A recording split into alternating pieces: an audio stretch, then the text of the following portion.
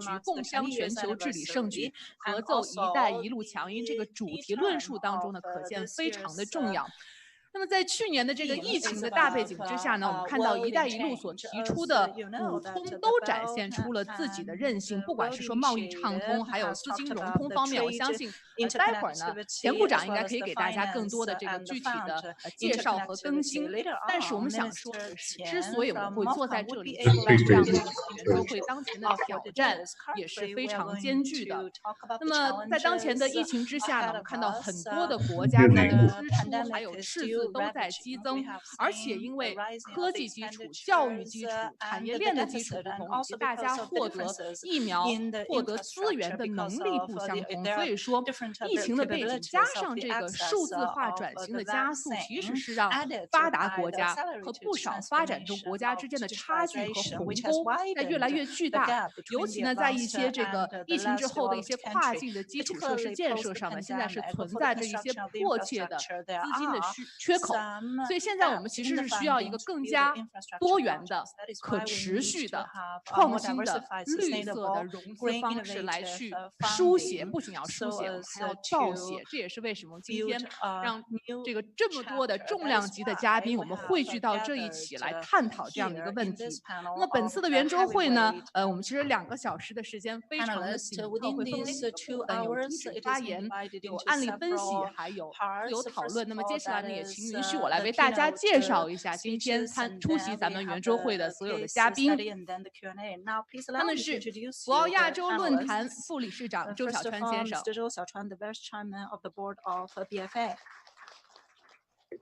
中华人民共和国商务部副部长钱克明， Vice Minister Mr. 钱克明 of MOFCOM， 亚洲基础设施投资银行行长金立群， Mr. 金立群，巴基斯坦前总理 Mr. Shaukat Aziz, former Prime Minister of Pakistan. Hello, I'm here. Yes. Virtually, hi, Mr. Aziz. How's everybody? Pleasure to see all of you. We're doing well. Great to see you. 还有匈牙利央行副行长 Mihai Patel, Deputy Governor of the Central Bank of Hungary. Welcome. Hello. Deputy Governor of the Central Bank of Hungary. 中国进出口银行 Yes, we can hear you. Thank you. 中国进出口银行董事长胡小炼 Chairman 胡小炼 from Exim Bank of China. 中国投资有限责任公司副董事长、总经理兼首席投资官居伟民。The Chief Investment Officer 居伟民 from CIC. 巴克斯坦共和国战略规划与改革委委员长阿斯塔纳国际金融中心主席 Khairat Klimbetov, Governor of the Astana International Financial Center. Good to see you all. Do you hear me well? 欧洲复兴开发银行秘书长 Mr. Enzo Quattrociocche, Secretary General of European Bank of Reconstruction and Development, who's also joining us virtually. Good afternoon. Good afternoon. 新开发银行副行长 Leslie Mastorp, Vice President of New Development Bank. Vice Governor of the New Development Bank. 清华大学五道口金融学院院长、国家开发银行董事张晓慧 ，Member of the Board of Directors of the State Development Bank.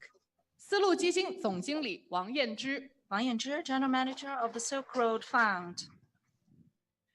商务部国际贸易经济合作研究院院长顾学明 of the Research Institution of the International Trade and Economic Cooperation Institute. 埃塞俄比亚投资局副局长 Daniel Teresa, Deputy Commissioner, Ethiopian Investment Commission. Hello. Hi. 中国出口信用保险公司副总经理张辉 from the Export Credit Insurance Company. 国际货币基金组织 IMF 驻华首席代表 Mr. Stephen Barnett, IMF Senior Resident Representative in China. Chief Representative in China. Welcome. 中国农业发展银行副行长张文才 Vice Governor of China Agricultural Development Bank. 中国银联董事长邵福军 Chairman Mr. 邵福军 from China Union Pay. 厚普投资董事长方峰雷，方峰雷 from Hope Investment, the chairman. 中亚区域经济合作学院第一副院长梁子谦， from China Asia Regional Cooperation 德勤中国副主席吴卫军， Vice Chairman Wu Weijun from Deloitte China. 亚投行首席经济学家 Mr. Eric Economist, Bergloff， Eric Bergloff from AIIC. 博鳌亚洲论坛研究院副院长曹丽， the Research Institute and the Vice President of the 线上的 Research 还有2位 Institute 欧 of 洲复兴 BFA. 开发银行 We also 亚投行 have 欧开行业务发展副总监李欣欣， 李欣欣 from the EBRD. 阿布扎 as 比 well 国 as, 际金融中心金融服务监管局首席执行 Emmanuel 官 Emmanuel Giovanakis, Giovanakis CEO of from Abu Financial Dhabi Services International Regulatory Financial Authority, Center Abu Dhabi from Global the Market. Welcome. Financial Service Authority. So I would like to take this chance to express 现在呢， our 我 appreciation to all of you joining us virtually from around the world and from different time zones. And we will have a group of excellent guests who are going to share with us great examples and their insights on this subject matter. And we will now be joined by our keynote speakers. 那么首先呢，我们会进入到主旨发言的环节。第一位要带来主旨发言的是博鳌亚洲论坛的副理事长周小川先生，欢迎。 Mr. 周小川。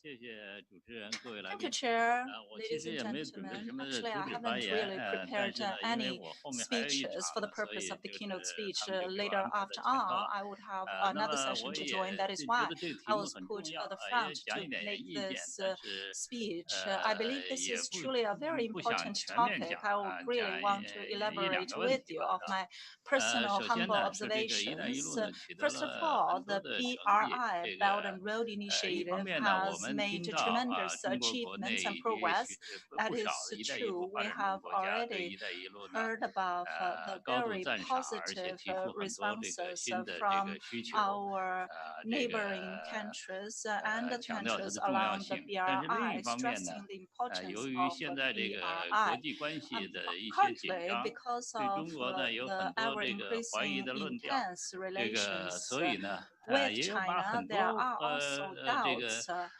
on China. 这 So 个 that is 怀 why 疑 we 的这 have 个观点 different 呢，就 voices. 是都 Such 放在了“一带一 suspicions 路” and 上。 doubts seems to have been 各种 focused 批评，我估 on 计 the 大家也都看到很 BRI. 多。 You might have already seen 认 the 为呢，这个 criticisms 一个呢 against 说是不是 BRI. On the one 中 hand, 国 it 借“一 is 带一路” said 这 that 个 China might be 扩大自己的 leveraging 政治影响。 BRI to expand 这 its 个另外一个呢， political 当然很重 influence 要的 and 呢，就是说 impact. And what is even 这 more 个 important 这个 is 可能 that 造成了一 it 些 might 发展 have 中穷国的 caused 这 some 个不可 poorer 持续 and 的债务。 developing 那么呢，因此呢， countries 就 to 要对 have 债务呢， unsustainable debt. 要 That is 做研 why 究，要想 they 办法 need 重 to 组有一 have 部 a 分债要 research on 消 the 债。 debt 那么 and 这里头呢，一 restructuring 个呢 of 是 the 由 debt and 于这 write off of the 个这 debts. 个传染病啊， And 呀， also 就是我们 because 这个 of 这块 the ravaging 这 of 个 the pandemic, 疫情呢 we 所造成 know 的。 that the 那么这个 经 呢，因为那个 impact 应该 of the 说 G20 已经 COVID-19 做了 have 处理，这个 also 处理呢就 caused 是 some DC， negative 就是这 impacts. 个 For example, 还债计划。 G20 has 还 the 债计划呢也已经延长2次， to 这一次呢，那么可以到 have 今年 a 年底。 delay of 那么这 the 个 debt, 应该说 which 呢，这 has 个 two phases. 如 The 果 first 说是 phase 疫 is 情 lasted 造 until 成 the 的问 end 题呢， of 还债就 this 应该 year. 解决 If 问 it 题。 is 但 because of 是 the 呢， influence of the 这个 COVID-19, then 也 such 有一部分 problems 人呢，就 should be 提出呢，这个 handled 还债是 in 不够的 relation with the 还是要债务 COVID-19. 重组。 And people believe 那么 that the 这 delaying 个 of the 债务重 repayment 组 of 呢 the debt is not sufficient. 于 The 是呢 restructuring ，G20 of 呢 the 前一 debt 段也通 is 过了这 needed. 个 That is 关 why 于 G20这个 has 债务重组的共 come 同框 out 架。 with the common framework of the 那么与此 restructuring 同 of 时 the 呢，我们 debt. 看到 Well, 呢， at the 由 same time, 于 we 这 have 个债务 noticed 重组的这种 because 可 of 能性 the，possibility 由 of the 于这个 restructuring 消 of 债 the 的可能 debt 性和 and 各种 also 这个 because 负面的 of the 声音呢， possibilities of the 这 writing 个 off of the debt and some 那么实 negative 际上 voices. 2020 Actually, 年可 in 能呢，至今为止 2020 呢， until 这 now, 个如果看全球 if we 像“一带一路” have 国家，或者说像这个发 a 展中 look at 国家 of 的这个基础设施啊 the 和这个 investment 工业 to 化呀 the 方面的 developing 这个投 countries 资